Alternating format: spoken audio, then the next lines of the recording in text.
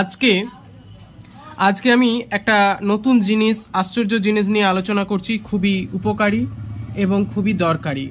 আমরা দুটোই দেখতে পাচ্ছি ক্যাপাসিটর। একটা এসির ক্ষেত্রে ব্যবহার করা হয়, অর্থাৎ ফ্যানে বা সিঙ্গেল ফেজ মোটরের ক্ষেত্রে এটা ব্যবহার করা হয় ক্যাপাসিটর।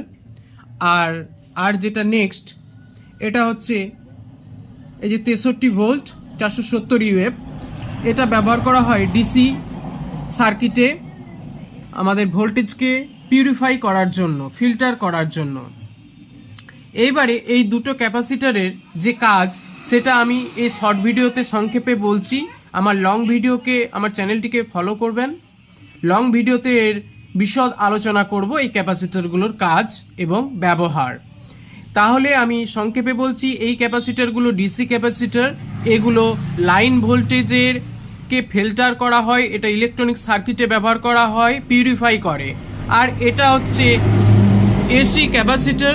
এটা কোনো সিঙ্গেল ফেজ মোটরের